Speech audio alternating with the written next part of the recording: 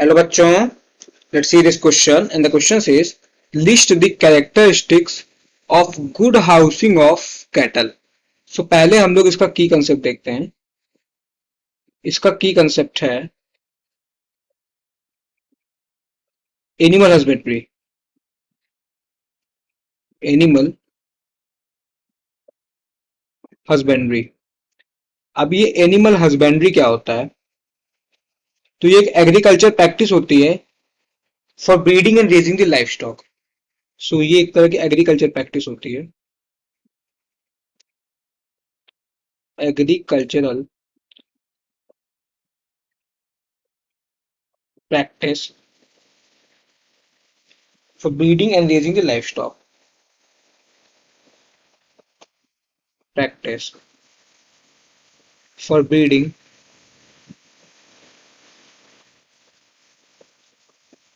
and raising livestock and raising livestock। अच्छा, ये life stock क्या होता है? ये तो बात हो गई कि animal husbandry is the practice of breeding and raising life stock. तो इसका क्या मतलब हुआ? तो इसका मतलब ये हुआ कि हम लोग एनिमल्स को अपने बेनिफिट या अपने यूज के लिए इस्तेमाल करते हैं। जैसे कि हम कैटल्स को इस्तेमाल करते हैं फॉर मिल्क प्रोडक्शन के लिए, पोल्ट्रीज को इस्तेमाल करते हैं फॉर मीट के लिए और फिर जो है एग प्रोडक्शन के लिए। सो ये सब आ जाता है केयर करना, और इसकी केयर करना ये सब एनिमल हस्बेंड्री में आ जाता है। तो लाइफ स्टॉक्स में क्या आता है? लाइफ स्टॉक मतलब होता है डोमेस्टिकेटेड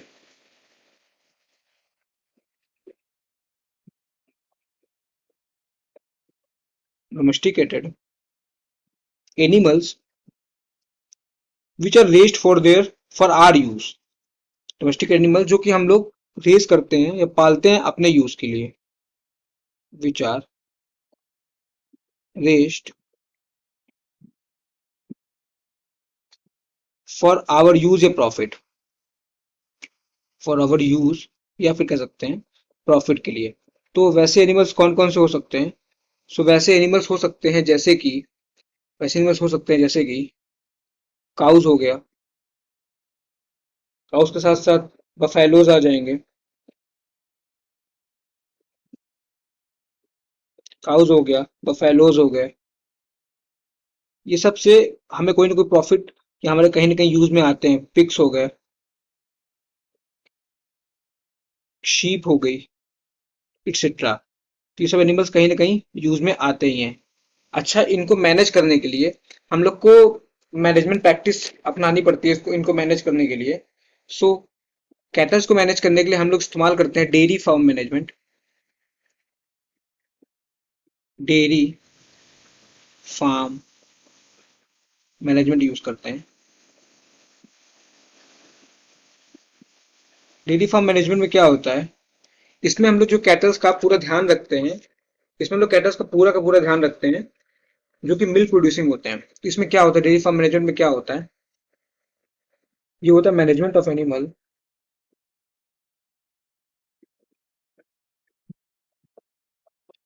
मैनेजमेंट ऑफ एनिमल्स किसके लिए मैनेजमेंट करते हैं? तो मैनेज करते हैं for their milk and it's product. For their milk and it's product and it's product उसके लिए हम लोग मैनेजमेंट करते हैं। तो इसमें क्या होता है, कैसे करते हैं? तो ये हम लोग मैनेजमेंट कैसे करते हैं इसका, ये देखते हैं। तो हम लोग मैनेजमेंट इसका करते हैं क्यों, पहले ये देखते हैं। तो management is done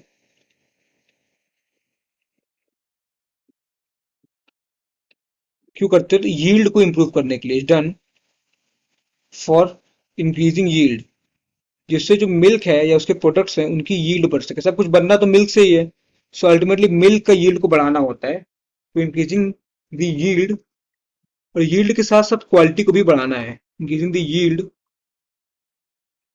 and quality of milk.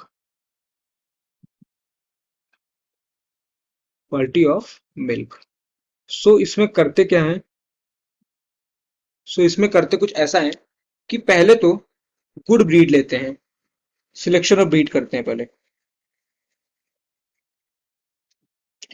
अच्छी ब्रीड सिलेक्ट करते हैं। अच्छी ब्रीड क्या देख के मतलब ब्रीड सिलेक्ट करेंगे? तो वैसी ब्रीड सिलेक्ट करेंगे जो कि हाई मिल्क यील्डिंग होगी, जो कि हाई यील्ड, जिसमें मतलब कि जो है हाई मिल्क यील्डिंग पोटेंशियल होगा, वो ब्रीड सिलेक्ट करेंगे। हाई मिल्क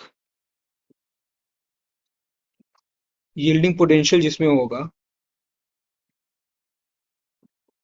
वही ब्रीड हम सिलेक्ट करना चाहेंगे, क्योंकि हमें अल्टीमेटली डेयरी फार्म मैनेजर में हमें अल्टीमेटली मिल्क के प्रोडक्शन को ही बढ़ाना होता है। इसके बाद क्या करना होता है, हमने ब्रीड सिलेक्ट कर लिया, फिर हमें उसकी प्रॉपर हाउसिंग करानी होती है। मतलब जो हमने ब्रीड सिलेक्ट किया है उसका प्रॉपर केयर करना पड़ेगा, उसे अच्छी जगह देनी पड़ेगी रहने के लिए। तो यील्ड पोटेंशियल के लिए जो है, cattles have to be well looked after. So cattles have to be have to be well looked after. इसका क्या मतलब हुआ? वेल लुक्ड आफ्टर का मतलब क्या हुआ कि इन्हें एक प्रॉपर हाउसिंग कंडीशन हमें प्रोवाइड करानी पड़ेगी।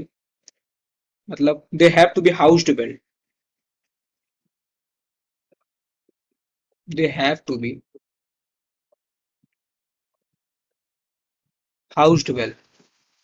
अब ये हाउस्ड वेल या बेटर हाउसिंग के लिए हमें क्या क्या इन्हें प्रोवाइड करना पड़ेगा, जिससे कि ये कैटल्स की हाउसिंग सुधर सके या अच्छी हो सके, या बेस्ट हो सके, जो कैटल को सूटेबल सूट करे।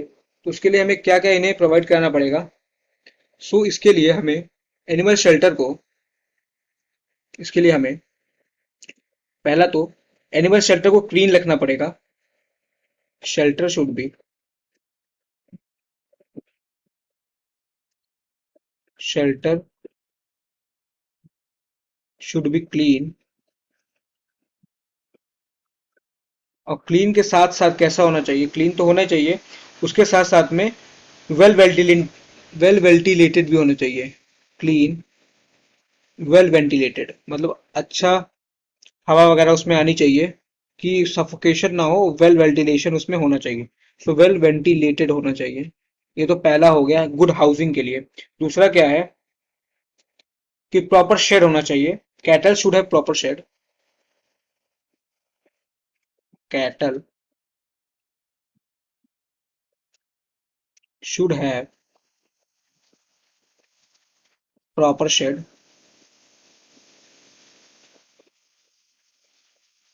कैटल्स के पास प्रॉपर शेड होना चाहिए। क्यों प्रॉपर शेड होना चाहिए? जिससे कि सो सेफ्टी फ्रॉम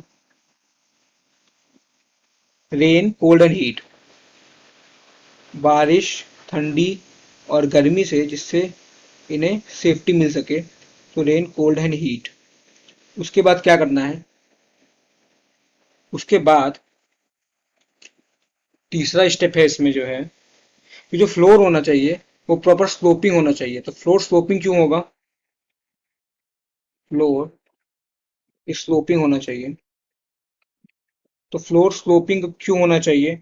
तो फ्लोर स्लोपिंग इसलिए होना चाहिए सो यूरिन और जो एक्सक्रीटा है, सो जो यूरिन एंड एक्सक्रीटा है वो डिस्पोज हो सके easily. Urine and excreta dispose easily, dispose easily. इसलिए फ्लोर जो है स्लोपी होना चाहिए। उसके बाद जो है एनिमल्स के लिए प्रॉपर फीडिंग और ड्रिंकिंग प्रोवाइड होनी चाहिए। तो should have should have proper feeding and drinking facility होनी चाहिए। एंड ड्रिंकिंग फैसिलिटी होनी चाहिए। Proper feeding and drinking facility animals के लिए होनी चाहिए।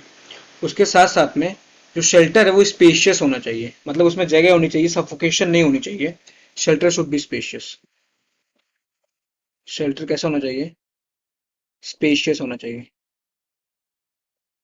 सो ये सारे पॉइंट्स हैं जो गुड हाउसिंग प्रमोट करने में हेल्प करेंगे। उसके बाद जो है तो दूसरा पॉइंट, उसके हाउसिंग के बाद क्या होगा, हाउसिंग के बाद क्या होगा, प्रॉपर फीड प्रोवाइड कराना पड़ेगा, खाना प्रोवाइड कराना पड़ेगा, किसमें, इन साइंटिफिक वे में, इन साइंटिफिक मैनर में, मतलब हमें उसकी क्वालिटी और क्वांटिटी दोनों पे ध्यान रखना पड़ेगा। तो ये भी बहुत ही इंपॉर्टेंट है यील्ड को बढ़ाने के लिए। उसके साथ साथ में क्लीनलीनेस का भी पूरा ध्यान रखना पड़ेगा, क्लीनलीनेस का भी पूरा ध्यान रखना पड़ेगा। सो ये सब कुछ पॉइंट्स हैं जो कि बहुत ज्यादा जरूरी हो जाते हैं यील्ड्स को बढ़ाने के लिए। I hope you understood it well. Thank you and all the very best.